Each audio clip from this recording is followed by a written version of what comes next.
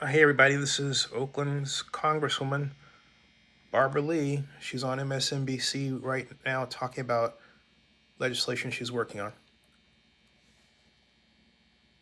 Right now, two pieces of legislation that could make a difference when it comes to combating violence and racism against the Asian American community are working their way through Congress. Proponents are calling them the COVID-19 Hate Crimes Act, which gives the Justice Department more oversight over coronavirus-related hate crimes, and the No Hate Act, which would, among other things, improve the reporting of hate crimes. And I'm joined now by Congresswoman Barbara Lee, Democrat from California. She is helping to raise awareness for the upcoming Stop Asian Hate virtual day of action set for March 26th. Congresswoman, good afternoon to you. Thank you so much for being here. I know you represent many constituents of Asian American descent. Fill us in on what this legislation would do and what is President Biden's role in trying to get it passed? Well, thank you so much. First, let me just say my heartfelt condolences and prayers go out to the families of the victims in Georgia, to the communities.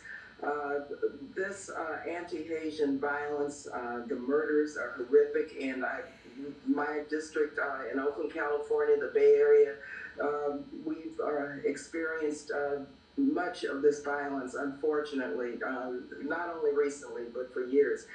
And so it's a very tough time, and we have to unify around beating back this anti-hate speech, which leads to violence. The bills are moving through Congress, and I'm really pleased that President Biden early on established the task force to really inform the legislation that's taking place. The COVID-19 Hate Crimes Act, Representative Mang and Senator Hirona are putting forward would assign a point person at the Department of Justice to expedite the review of COVID-19 related crimes.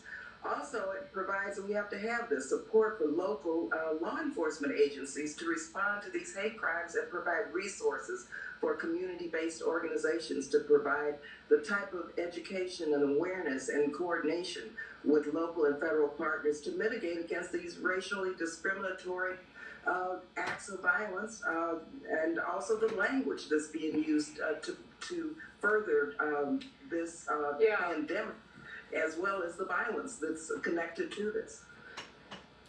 Well, let me ask you on that point about language. Former President Trump used very incendiary language to talk about COVID-19. What role do you think that incendiary language played in what we're seeing today in terms of violence and crimes against Asian Americans? It played a very terribly important role in this. When you say use language like Kung flu, China virus, when you speak hate, we have to remember hate speech leads to hate violence.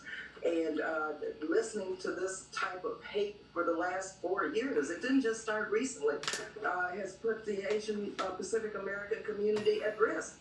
And we're now seeing this unfortunate backlash and unfortunate embracing of Donald Trump's overall agenda. Remember, his agenda was based on white supremacy, and the roots of all of this are white supremacy. And so we have to come together like we're going to do on March 26th and say, stop the hate, no more.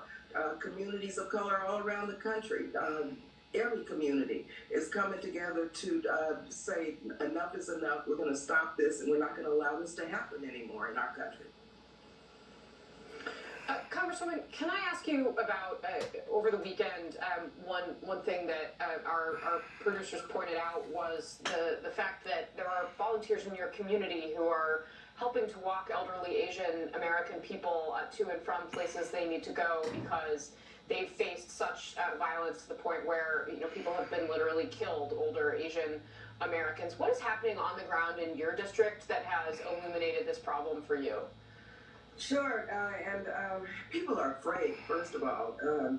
Many members of my Asia Pacific American community are really worried about just going shopping, going to the grocery store, going to the banks. A 75-year-old man was attacked. He was shoved to the ground. He later died from brain injuries. It's despicable what's going on. And so we're circling the wagons, and we have to protect people who are vulnerable and who are frightened for leaving their homes. And we have to do this, all of us. I don't care what our backgrounds are. We have to come forward. We have to support the Asian Pacific American community in legislative ways where we tighten up all of the issues as it relates to the Department of Justice and hate crimes. But we also have to do this at the grassroots level, at the neighborhood level, and really help our neighbors and help people who really are fearful from leaving their homes because of the possible attacks, which we see are just increasing throughout the country. Again, going back to Donald Trump, hate speech leads to hate violence, and that's what is taking place. So we're circling the wagons, and we're going to fight and beat this back legislatively, but we're also going to help our neighbors and our communities to survive through this. All right, Congresswoman Barbara Lee, thank you very much for being on with us today. We really appreciate your insights. And thanks. Hey, folks, that was Congresswoman Barbara Lee. This is Zenny62 on YouTube and OaklandNewsNow.com. Please subscribe.